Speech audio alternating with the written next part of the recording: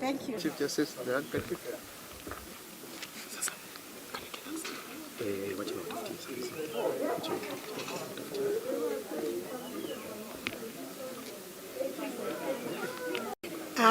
Any case of disobedience of a court order is very serious.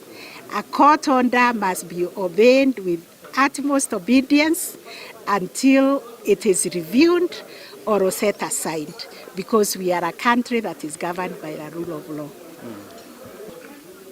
As you know, our last budget, we had requested for 43 billion, according to the needs of the judiciary. Human resource capacity, the number of judges, magistrates, and staff who can be able to serve Kenya all over, the infrastructure development, and other tools that we require to serve Kenyans. We had requested for 43 billion, but we were able to get 20 billion. And that shortage persists. 0.06. It is 0.06% of the national budget. That's what we receive. The superior courts will endeavor to accord priority to time-sensitive cases to ensure their conclusion in a timeous manner, whilst respecting the principle that justice must be done to all, irrespective of status. I, as the Chief Justice, will also endeavor to optimize the capacity of the Constitutional and Human Rights Division and Judicial Review Division of the High Court once the new judges have been recruited. We have recognized the shortage of the human resource capital in those two divisions, while recognizing the great role played by the small claims courts in our country in transforming the landscape of determining these commercial disputes.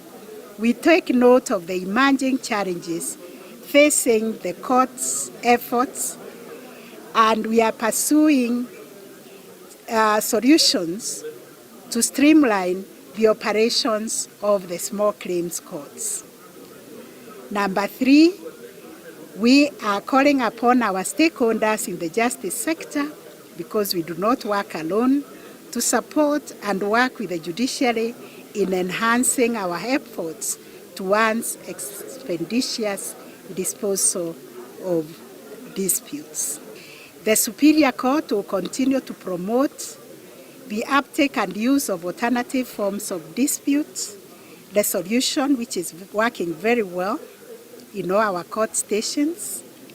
The Court of Appeal will undertake a case audit of appeals and applications where the court has granted stay of proceeding orders with a view to fast-track the hearing and determination of those pending matters.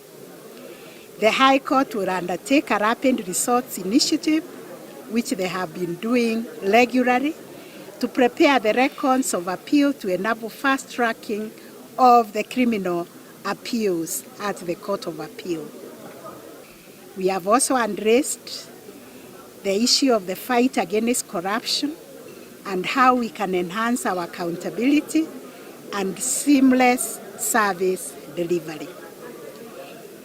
In this, we want to restate that the judiciary abhors corruption in all its forms and is committed to promote and enforce the principle of zero tolerance to corruption.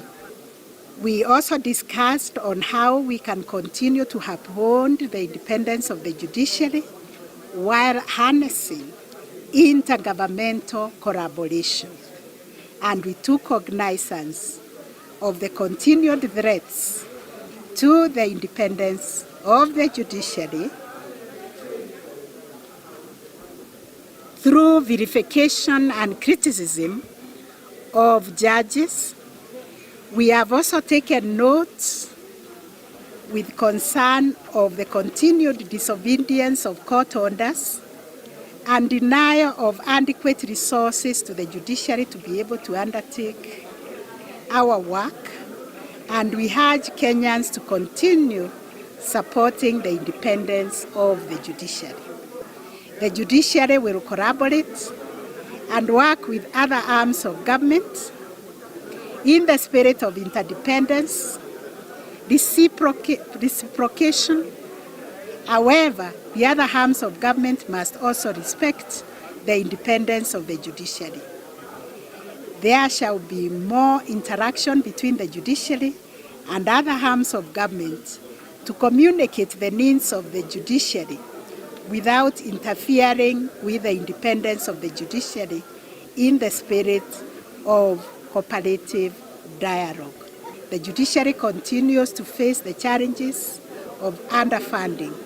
Therefore, there is need for continued engagement with other actors and stakeholders to pursue constitutional and legal amendments to ring-fence the budget of the judiciary and strengthen and streamline the operations of the judiciary fund